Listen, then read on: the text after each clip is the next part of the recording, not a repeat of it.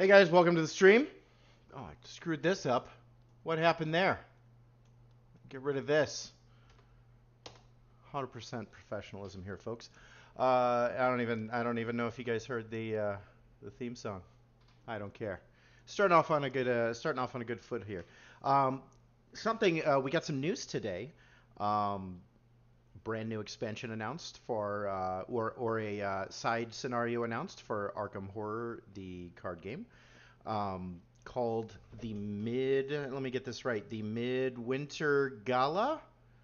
Mid Midwinter Gala, correct. I have done my best to not look at it. I grabbed every image I possibly could of potential rewards for the scenario that they listed on the FFG site, and did what I could to save those into a tier list thing so we could possibly take a look. And I did it all without reading any of this shit. So this is going to be my first look. This is going to be your first look. Let's kick it off. Where are we at? Where are we at? Where are we at? Hey, look at that. There's me. Okay. Arkham Horror, the card game, the Midwinter Gala scenario pack. It's the dead of winter, and Arkham's social elite have arrived in a mist-shrouded Kingsport for an exquisite gala hosted by the enigmatic Lantern Club. Unfortunately, it doesn't take long before nightmarish creatures crash the festivities, and it falls to you to uncover the club's dark schemes before Arkham's most powerful leaders all meet a terrible fate. Fantasy Flight Games is proud to announce the Midwinter Gala, a brand new scenario pack for Arkham Horror, the card game. In this thrilling scenario pack, 1 to 4 investigators must ally with one of the 5 factions, burps and butts, and work together to claim a powerful relic at the center of the Lantern Club's nefarious plot. Like with previous scenario packs, the Midwinter Gala can be played standalone or inserted into a campaign as a side story. The scenario can even be played semi-competitively. What? Semi-competitively between different groups of investigators as you see who can net the highest score at the end. Competitive Arkham? What? That's wild. Okay, welcome to the chat. Thanks for coming to take a look. We are taking a look at the brand new Midwinter Gala scenario that was announced today. Was it today? Where's the date? Where's the date? June 6th. June 6th today. Meet and greet. Well, let's look at the picture. What do we see here? Ooh, look at these two. These two Cthulhu-looking tattoo vibes, buddy. Look at that right there. We got some Cthulhu folks. We got some masks. Feels midnight. This kind of, so far, feels a little Midnight Masks, but also Scenario 2, spoilers, Scenario 2 of Carcosa. What is it, the last king, the final king, the big stink? Okay. Meet and greet. On a frigid winter's night, the mysterious Lantern Club has invited you, your fellow investigators, and several social elites to an exquisite party at their lavish Kingsport manor. The main attraction of this party is a renowned relic known as the Jewel of Sarnath, said to turn dreams into reality and bring nightmares to life. I'm sure nothing could go wrong. You are tasked by a client to acquire this powerful artifact and thwart the Lantern Club's treacherous scheme. As for who that client is, well, that's where things get interesting. And we've got some folks here. We're going to take a look at those later. At the very beginning of the scenario, you will align with one of the 5 factions of your choice. The Foundation, Miskatonic University, the Syndicate, the Silver Twilight Lodge, ooh, or the locals of Kingsport. This decision greatly shapes how the rest of the scenario will look for you, determining not only your objective, but also which guest allies you'll have access to during the events of the gala. For example, if you ally with Miskatonic University, you could recruit the medical examiner, Dr. Meyer Badgery, or the faculty curator, Lucas Tetlow, to aid you during this scenario. Likewise, if you chose the Silver Twilight Lodge, then you could gain the assistance of lodge members like Prudence Douglas or Sarah Van Shaw. If you're playing Midwinter Gala as a side story in a larger campaign, then you may get to add one of these allies to your deck for the rest of the campaign. Assuming you survive the night. Okay, again, welcome to the stream. We're taking a look at the A Party to Die For, the Midwinter Gala. So we've got Carl Sanford, which you may recognize from, what is it, the Witchy Lodge one. We'll take a look. I'm purposely not reading this just yet. We're going to take a look in a bit. Not everyone you encounter during this party is friendly, though, you think. After you choose which of your 5 factions is your allied faction, one of the remaining factions becomes your rival. Each faction has a leader character that can provide lots of assistance when they're your ally, but they can also seriously hinder as your rival.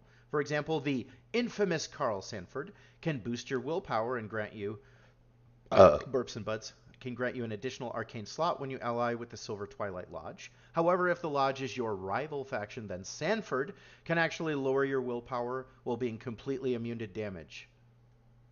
Seems fair. Naturally, the guest allies associated with your rival faction are off limits, and to top it off, each faction has its own signature rival encounter card to hinder your efforts further. Shut up, phone. Go away.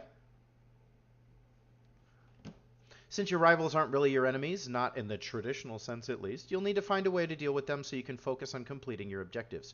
For example, if the locals of Kingsport, the Midwinter Gala, are your rivals, then you'll need to parley with their leader, William Bain, and convince him that you aren't affiliated with the Lantern Club. Do so and he'll back off, taking the unlucky treachery with him, which, considering how rough that treachery can be, is well worth the effort. Ooh, and we got a bloodless man and a pale lantern. Skipping that for now. Naturally, the people at the gala, I don't care, aren't gala because it's Pride Month. Naturally, the people at the gala aren't the only ones you'll encounter. This wouldn't be Arkham Horror scenario without some monsters. Well, of course not. And the Midwinter Gala's baddest beast comes in the form of the Bloodless Man, which is nothing like the Mask guy. Nothing at all. No vibes there. This masked lurker creeps his way around the gala with an eerie pale lantern in hand, slowly horrifying you and causing your guest allies to become spellbound. When this happens, the Spellbound card is flipped face down, becoming isolated from nearly all game effects and no longer providing you with any assistance. Ugh. You can restore Spellbound allies by taking hold of the lantern yourself, but you'll have to wrest it from the Bloodless Man's grasp. Just be careful not to anger him too much. Sounds toxic. Best guests. We mentioned earlier that this scenario can be played semi-competitively, and that is thanks to the optional Best Guests variant rules. For a more challenging and thematic experience, this variant allows up to 5 groups of players to play the scenario simultaneously in standalone mode and compete against each other for the highest score. Farts and Friends, number 1, baby. Each group allies with a different faction, and their rival faction is always one of the other group's allied factions. For example, if there are 3 groups and Group A is allied with Foundation, Group B with the Syndicate, and Group C with the Silver Twilight Lodge, then Group A's rival could be the Syndicate, Group B's could be the Lodge, and Group C's could be the Foundation. Say that 5 times fast. During the game, the players of your rival group can fiddle with your encounter deck each time the agenda advances. Don't fiddle with my stuff. Potentially stacking it with their faction-specific encounter cards to hinder your efforts. Oh, this really is competitive! Woohoo! That's exciting. Where was I? Aside from that, the main source of competition comes in the form of end-of-game scoring. Kind of boring, whatever. During the scenario, there are all sorts of various tasks your group can try to complete for points. These range from collecting clues to recruiting guest allies to defeating the Bloodless Man, and they're worth pursuing even if you aren't playing the Best Guests variant. The amount of experience you earn for completing the scenario scales to the number of points you earned while playing it, so make sure to be on your best behavior while attending this esteemed event. Interesting.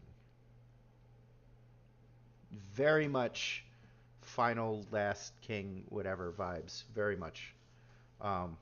Also kind of feels like a little bit of Circle Undone vibes, obviously because of Carl Sanford. And the masks thing. We got Midnight Masks and we got, excuse me, Burps and Butts. We've also got a little bit of What's that one where you're in Venice or whatever? I don't know. A killer party. This is going to be a night to remember with over a dozen high-profile guests and horrific nightmares made manifest. The Midwinter Gala is one party no fan of Arkham Horror the card game will want to miss. Look forward to you stepping foot in the ballroom while the Midwinter Gala hits store shelves in August. You can pre-order your copy of the Midwinter Gala Scenario Pack at your local retailer or online through the web store today. I went to Miniature Market. They don't have it yet, so not today. All right, let's look at some of these keywords. Chat, any thoughts? Let me know. Also, please follow me on Twitch. Subscribe to YouTube. We're trying to make Twitch affiliate, and we're real close. So that'd be super cool if you did that. Okay, so we got these guys that we can't really see very well. Kind of have to squint because it gets real blurry when you get close. Valeria Antonova, you get +1 fist. Exhaust Valeria Antonova. Something asset at this location, you get +1 blank this round for each other guest. That could be anything. When Valeria remove her from the game. Caldwell Phillips, you get +1 book after you discover X clues, I'm sure that says. Interesting. Okay. So I am guessing, I don't know anything about what this fucking says. I don't have a guess for her. For this guy, exhaust asset at this location. It's either guest ally or guest enemy, and that's probably fist. Okay, that could be you get when you use a weapon asset at this location. You get +1 damage this round for each other guest. Because it is an action. No, I don't know. That +1 damage this round, that's not going to work. I don't know. I don't know what this could be. This is going to be interesting. Some serious soak, though. After you discover X clues, draw X cards. I'm sure that's what that is. Johnny Vallone. Johnny Vallone, ready to make a deal? After you gain 1 or more resources via a card effect, exhaust Johnny Vallone to draw 1 card and gain 1 resource. That's cool. I like that. So he kind of functions like that fine coat thing. And you get to draw a card. That's some serious card draw. That's a card every turn, I'm sure, if you're playing a rogue. Combine that with Lone Wolf. Pretty solid. Double drip economy and draw a card. That's fucking solid as hell. Carl Sanford, I saw the keyword for him. So we're going to take a look at right here. +1 brain. You have 1 additional arcane slot.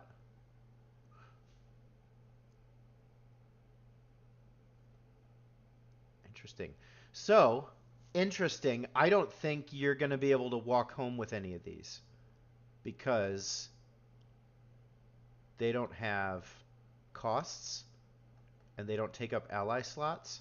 So there's no way you walk home with these guys. These are scenario only. They've got to be. You get +1 brain. You have 1 additional arcane slot. That doesn't suck.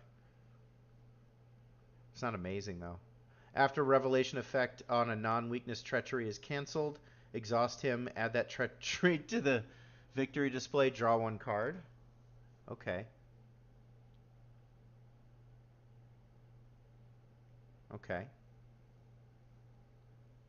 So you can burn out, you can get rid of shit you really don't like and get card draw out of it. Seems okay. Okay. William Bain. While there are 1 or more cards connected to a skill test that you are performing, you get +1 to each or 1 of your skills. Committed. After there are 1 or more cards committed to a skill test you're performing, you get +1 to each of your skills. That's fucking solid for Silas and Mean. That's super solid. Patrice would love that too.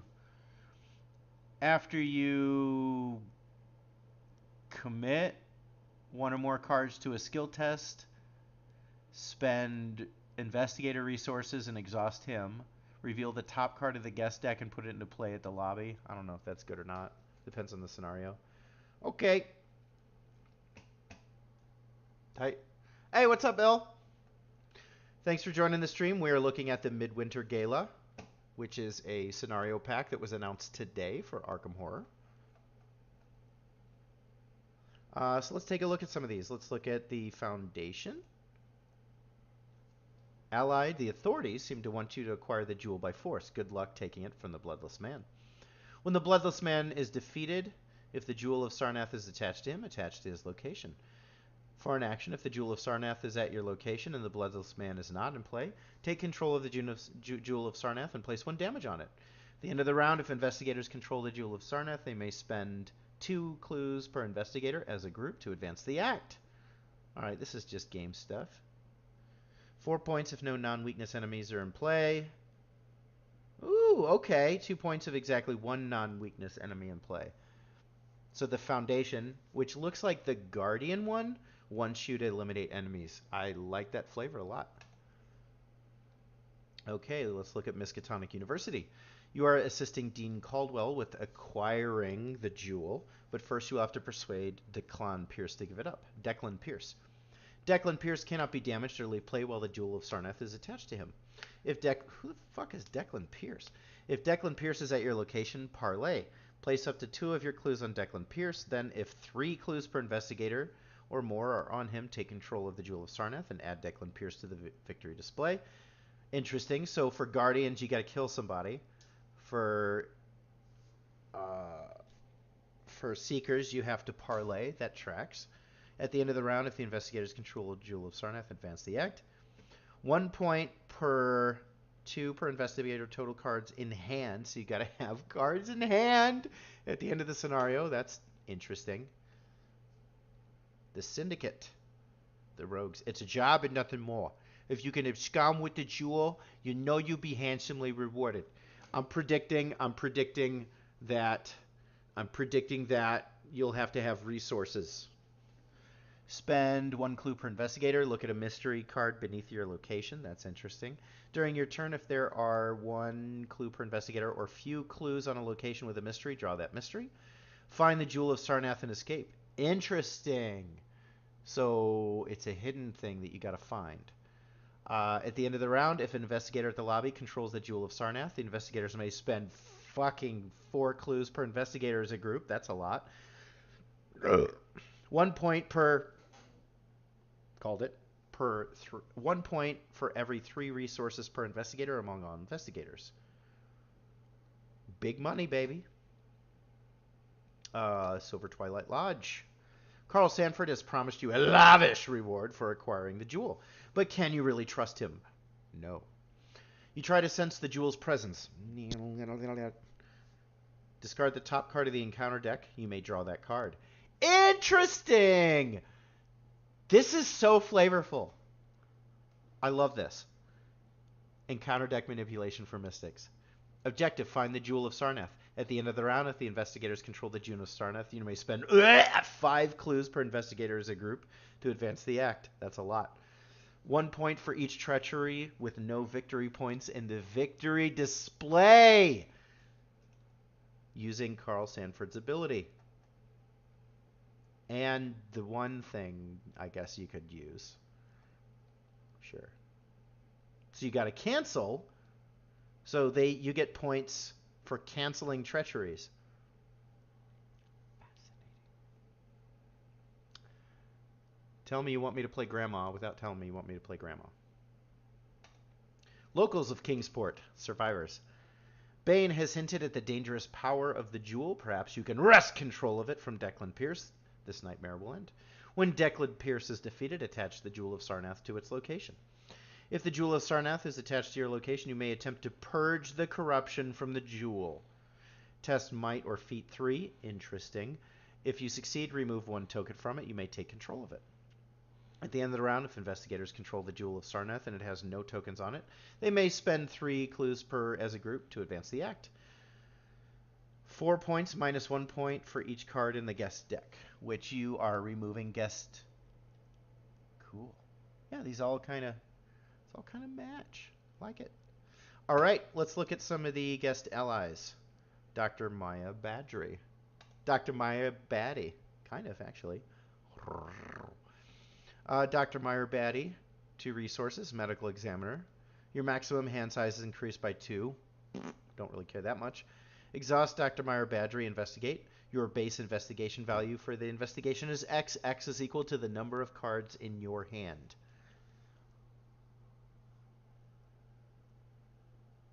Dumb. I don't like this card. On initial glance, it is a poor fit for Seekers, I think. Because, like, why do I care about this? I'm playing a big hand deck.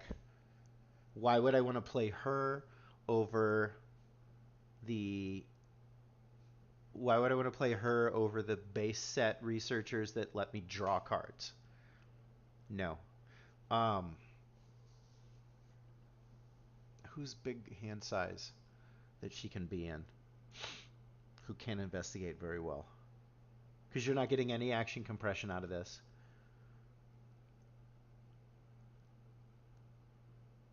She's got great icons, which is weird that she has foot, but okay.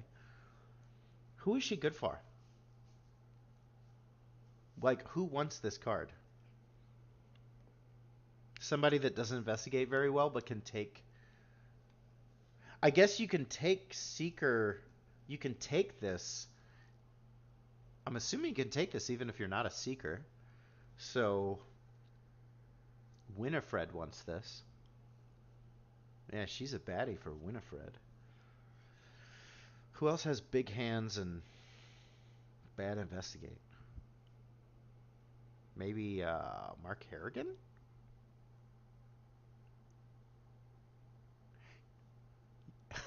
Dr. Maya bad card. I agree. Like this is not a good card. I don't think it's a word. I mean, it's not bad.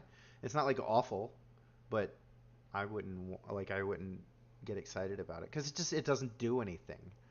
Like okay. Like I don't really it's not that exciting. I'm sure there's some like something I'm missing here, but I don't know. Lucas Tetlow, faculty curator. You've got Book and Fists, ally guest Miskatonic. After the last clue is discovered at your location, exhaust Lucas Tetlow. Search the top 9 cards for your deck for an item asset and draw it. If it is a relic, gain 2 resources. If it is a tome, you may play it, paying its cost. If it is a tool, discover 1... Holy shit! Daddy, take me away! Okay. Okay, Lucas. First of all, this is a reaction. You ain't doing shit. This happens as you're doing your job, which is to find clues. So after the last clue is discovered at your location, doesn't even have to be by fucking you. Exhaust Lucas Tetlow. Search the top 9 cards of your deck for an item asset and draw it. Yes. Yes. Fucking Mandy has a boyfriend now. Because Mandy gets 2 of these, so 2 of these things happen. If it is a relic, gain 2 resources. Hello, Ursula. If it is a tome, you may play it, paying its cost. Hello, fucking Daisy. Hello. Daisy has a boyfriend now. Daisy loves this guy. Free, okay. Free, let me tutor for a tome and play it for free. Seekers get everything good. If it is a tool, discover 1 clue at a connecting location. That's fucking bonkers. That's bonkers. Wow. Wow. Okay. Why are you so bad? And why are you so good? What am I missing here? Like, these cards are so wildly unequal. Okay. Likewise, if you choose the Silver Twilight Lodge, then you could gain the assist of Lodge members like Prudence Douglas. So we got 2 cost. Brain, Foot, uses 2 portents. Ally Guest, Sorcerer, Silver Twilight. Uses 3 portents. Free action during your turn. Spend 1 portent and exhaust Prudence Douglas. Portent. I've never seen portents before. Portents is new. Look at the top 4 cards of the encounter deck. Discard up to 2 non-elite cards from among them and put the rest back in any order. Okay, fuck you, dude. Wow. Grandma in a box. Sure. That's solid. We're all grandma now. That is solid. And the name is so clever. Prudence for encounter deck manipulation. Classy. I love her. She's great. Why are you so bad when your friends are so good? Like, I'm not crazy, right? Like, this is bad. Unless you're not a seeker. Like, it lets anybody investigate once per turn, I guess. But if you're a seeker, that's bad. But Jesus. You're so good. You're crazy good. Sarah Van Shaw. 3 resources. Fist, Foot. Spend up to 2 resources and exhaust Sarah Van Shaw. Fight. Add your brain to your skill value for this. For it! For each resource spent, this attack deals +1 damage. What? Come on.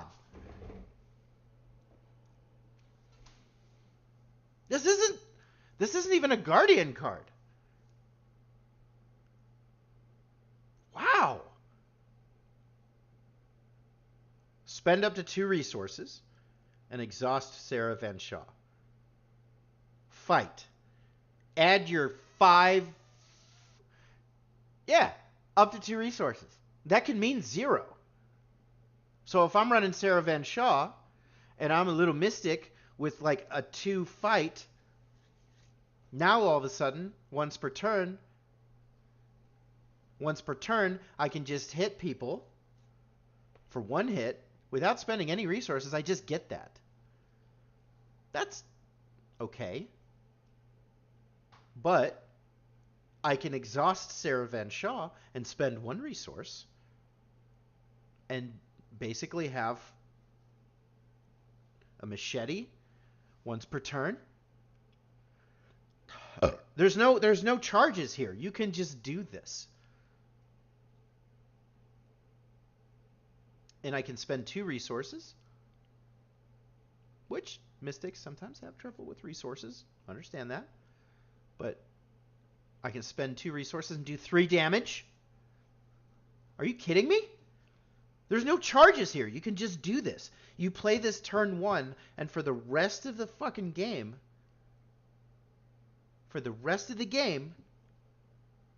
pop, pop, pop. Do you play Arkham, L? I didn't know that.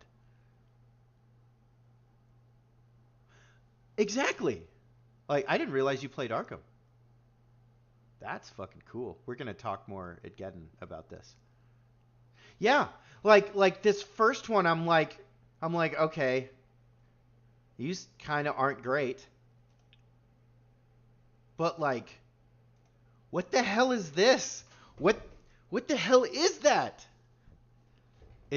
Why'd you quit? Did you quit because of Scarlet Keys? It's fair. I'm not. I have. If you quit because of.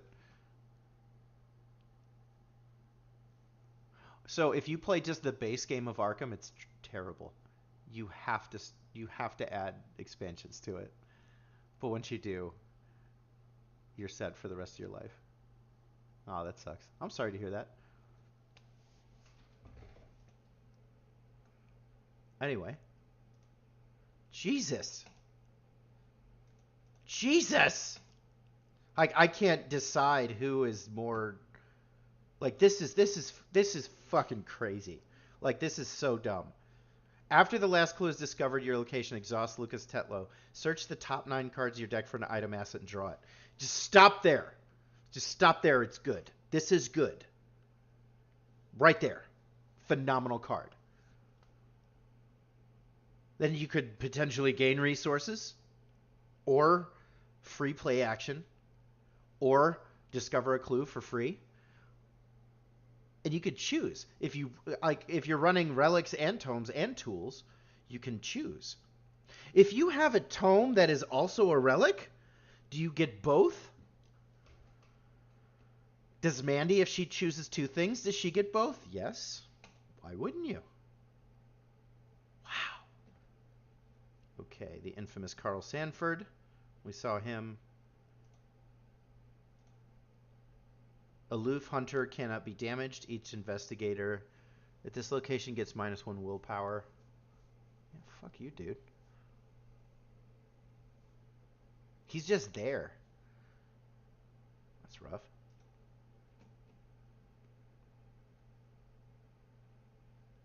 Locals of Kingsport. Rival. The locals don't seem to have taken kindly to your involvement. Perhaps you can show them you don't mean them any harm. Set up. Shuffle the set-aside Unlucky Treachery into the encounter deck. Put the set-aside William Bane card into play at the lead investigator's location. Enemy side face up.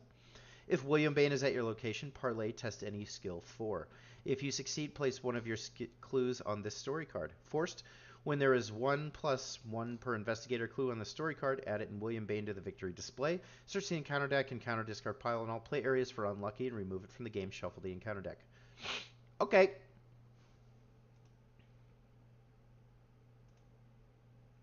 Aloof Hunter, William Bane cannot be damaged. Each investigator at this location cannot commit cards to skill test. Ugh. Phonus Bolonus, I know you're with them. That's a little rough. Oh, I love it! Look! It's got the Survivor colors. It's got the Survivor art. Unlucky. I love it. Is it the same? Hold on.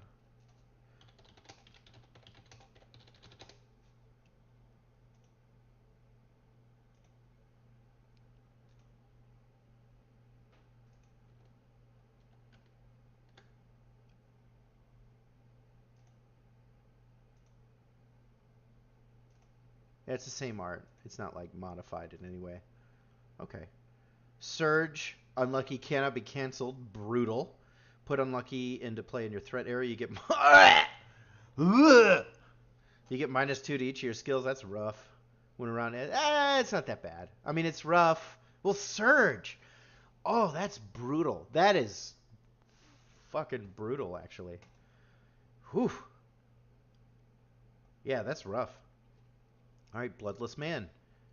Silent Lurker. 4, 3 health per investigator. 4, Humanoid Lantern Club Elite. Burps and buds. Hi. Humanoid Aloof Patrol nearest location with a guest. Okay. Forced. When this enemy is defeated, instead flip him over, exhaust him, and heal all but 3 investigator damage from him. Wait, what? 3 health per investigator. Heal all but 3. Okay. Am I missed? That's how much health he has, though. Heal all but. Oh, heal him right to what his health level is. When the investigation phase ends, if this enemy is ready, deal 1 horror to each investigator and guest at this location. Blech. If the Pale Lantern is attached to this enemy, each guest asset at this location becomes spellbound.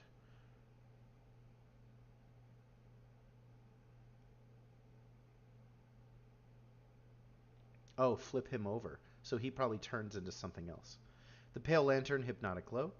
If the Bloodless Man has 1 or more damage on him or is in the victory display, test Might or Foot 3. If you succeed, take control of the Pale Lantern and flip it over. Any investigator at this location may trigger this ability. When the Pale Lantern would leave play, attach it to its location instead. Okay. Can we see the other side of him? Perhaps? No.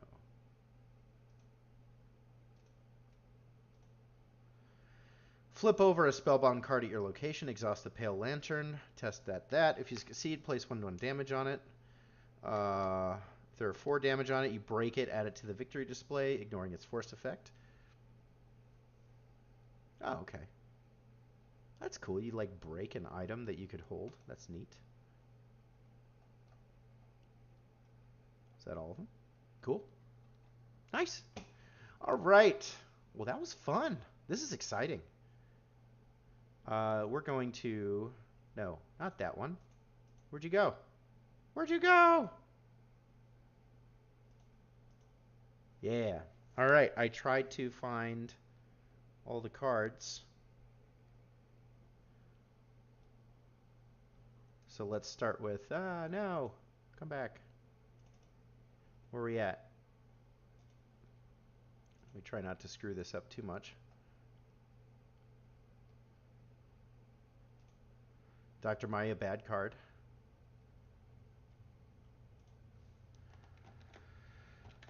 We're gonna put her... She seems...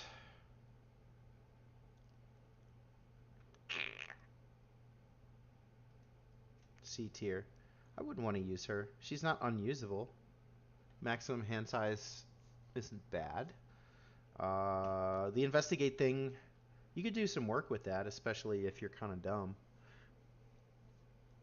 Let's say B tier. She's C tier as a seeker ally, but if you can take her, and I don't know what the circumstances are. I'm assuming you could take her as a non-seeker. I would put her as a B tier in that case, with the assumption that a non-seeker can take her.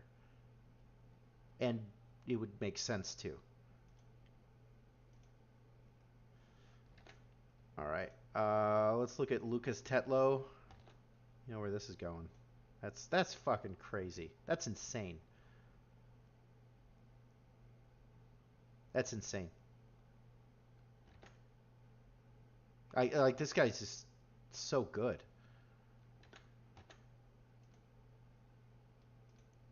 Prudence, Grandma in a box. You can Grandma 3 times. She's strong. She's real strong. 2 is cheap. Great icons.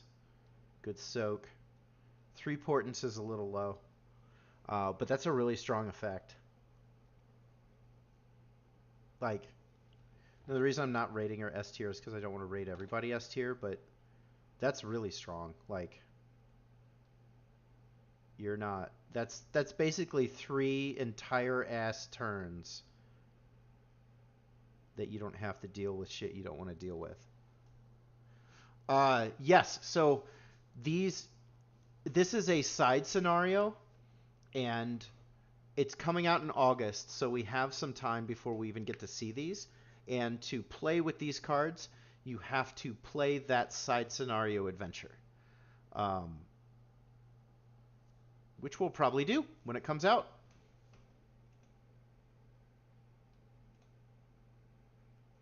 This is fucking crazy. Like, this is so good. God.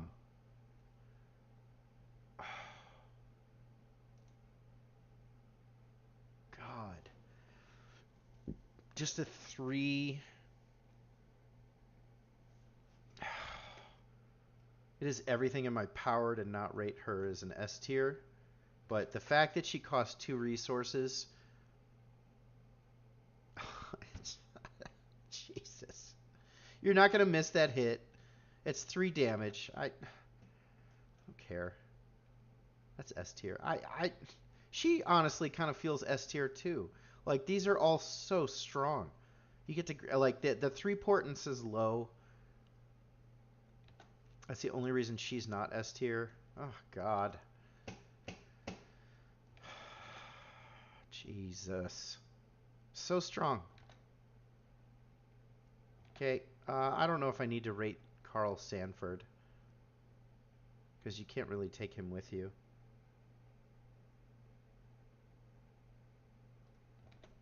He feels B tier. Like, +1, no.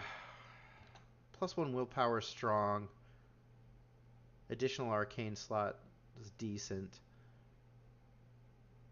That's if you build for it, and this is just one scenario. I'm going to drop him to B. Because you'd have to build for it. Normally, it's not a problem. You know, you only care about extra arcane slots if you build for it. Who do you want to be? You want to be this one? She cute. I'm not going to lie, she look a little young for me, but she cute. She cute too. That's what we're doing. I mean, I would say but then with his ability, he's daddy. He can do whatever he wants. She cute too. Oh, they all cute. I'm not leaving Carl alone. Fuck Carl. All right, what do we got? What else we got? I tried to cut out these guys. Valeria. I can't rate her because I don't know what she does. After you discover X clues, draw X cards. That's solid as fuck.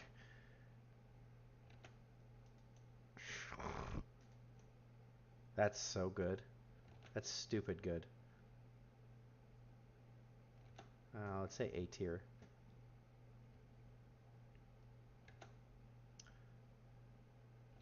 No. Once per turn, discover a clue, draw a card.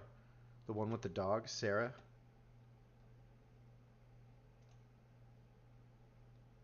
Oh yeah, she's tough.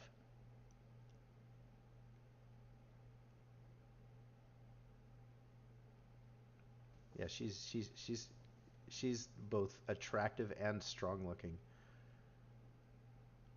Like mental fortitude. And she got big ass dogs.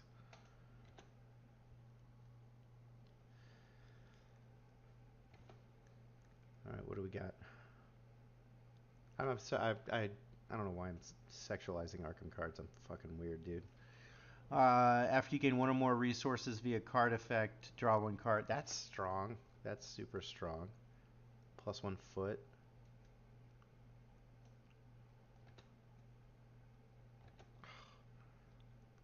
I don't know. I don't feel like I can really rate these because they're scenario cards. Let's rate them as they compare to each other.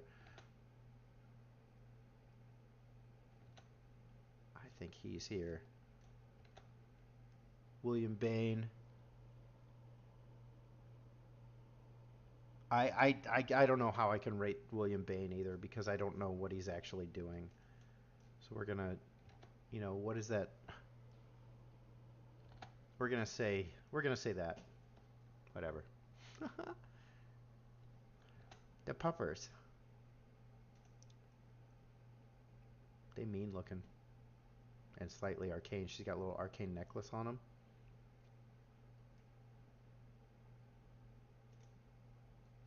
Anyway, thanks for joining the stream. That was our first look at the, what is it, the Winter Gala-Roo. Thanks for joining the stream. Till next time, catch you later.